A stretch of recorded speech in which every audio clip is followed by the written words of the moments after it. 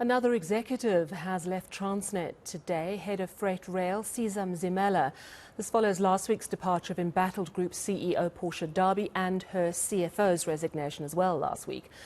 So she's already been followed by her CFO, as I said. So that's 3 people in total. Derby, of course, has been blamed for losing critical skills during her attempted cost-cutting operation, the result of which has seen a loss of freight volume on the rails with a direct impact on our economy.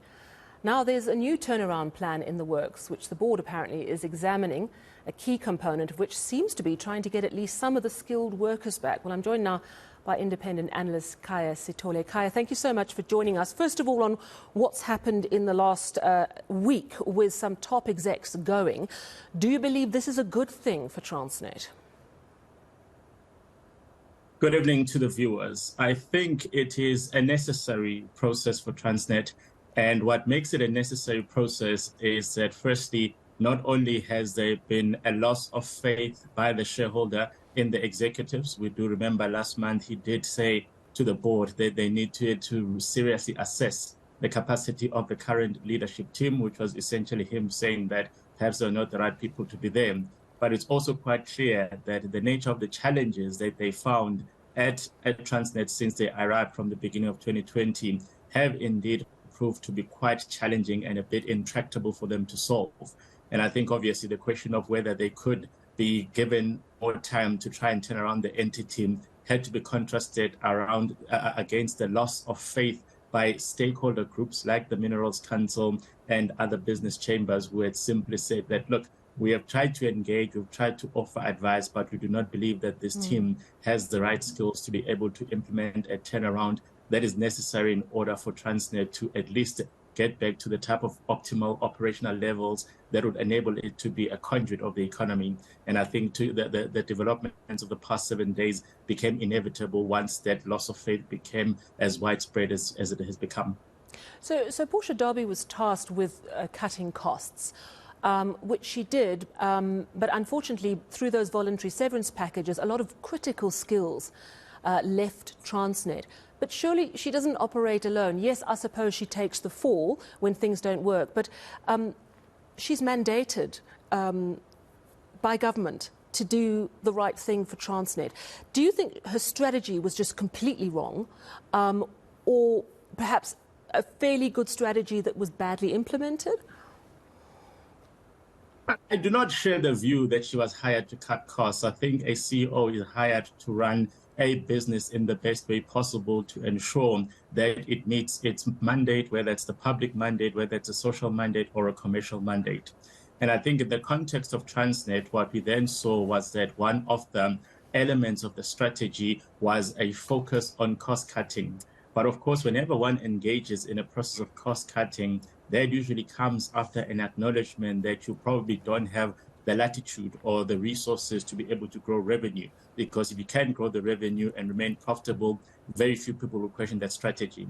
So a cost cutting is always a reactionary stance that seems to actually not address the underlying causes of why is it that a business like Transnet, which essentially is a monopoly in the logistics sector, was not in a position to grow revenue sufficiently to be able to maintain the profitability and sustainability.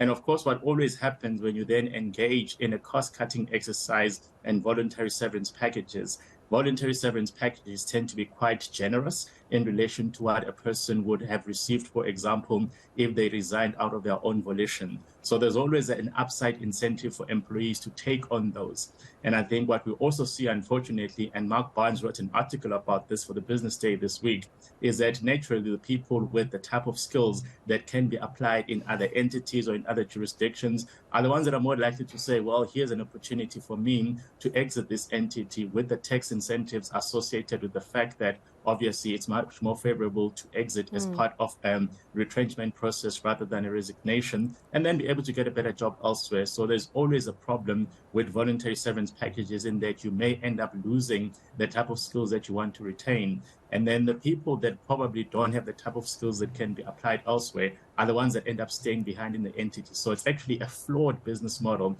to say you're going to turn around an entity by cost cutting through through voluntary severance packages, it just doesn't get you the right outcomes, unfortunately. There's a lot of talk now of trying to win some of those people back. Do you think that's what Transnet should be doing?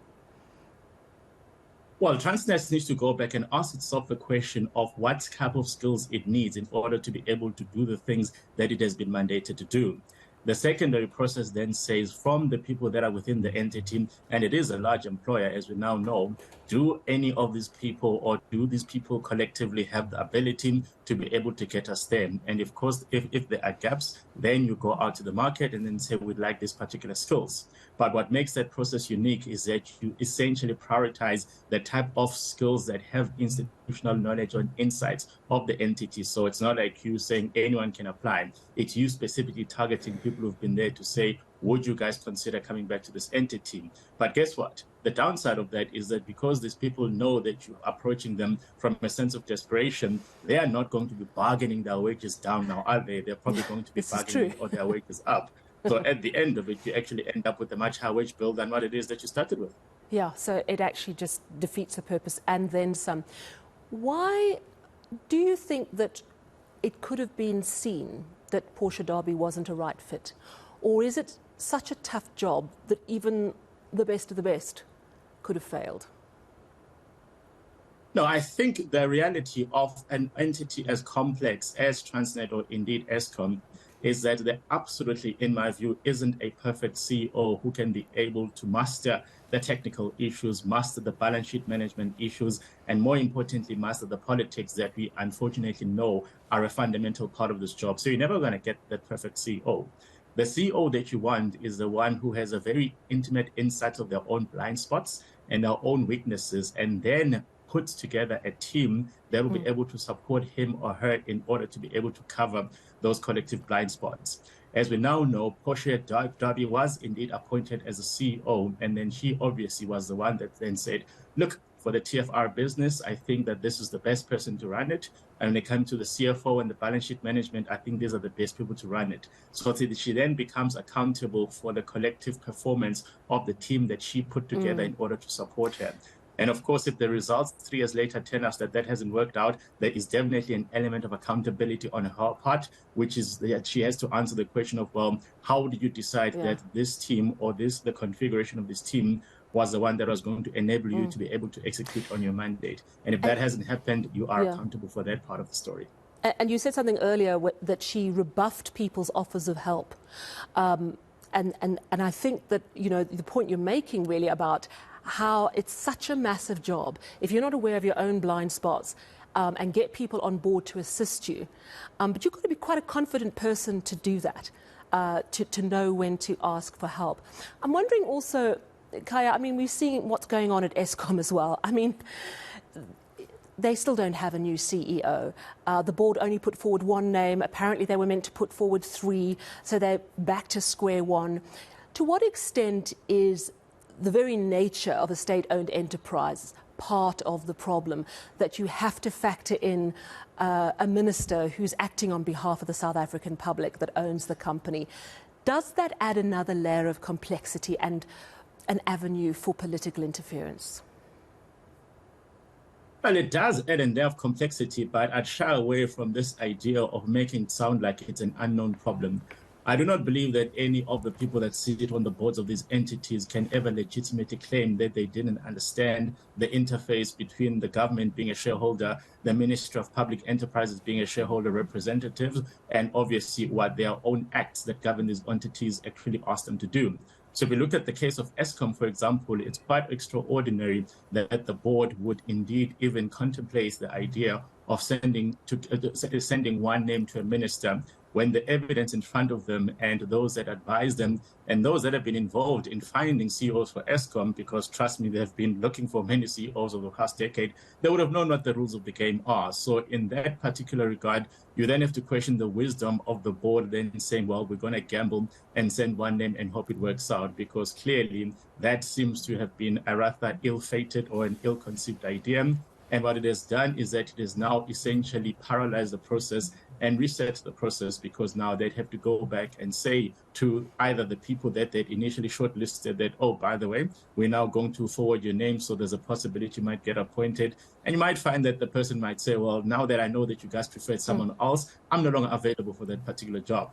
It also doesn't help that it's taken the better part of a year for them to even get to that particular stage, or whether they've got 3 names or 1 name, because again, the type of people that you need and the type of people that probably are suitable for this job are not the type of people that are going to sit for a year and hope that the minister likes them. There are people that are in demand in the market also. There are also people that are probably working in other lucrative jobs. So this particular process of then thinking the bureaucracy can afford to be delayed as long as possible is self-defeating, because now we might not even find that the best candidates are still available. The problem that we have with Transnet is that it isn't similar to Eskom, because in Eskom, there's one senior leader who has left that you're trying to replace. When it comes to Transnet, you're now looking at 3 individuals that have to be replaced. And of course, that simply means that the entity has been completely paralyzed in the sense that its executive suite, or the people who have been substantively appointed to those positions, do not exist. So I think that the minister cannot afford to take as long as he has done in relation to Eskom and everywhere else when we're dealing with the Transnet situation. Thank you so much for your views this evening. Very interesting. Independent analyst Khaya Sithole talking about the troubles at Transnet.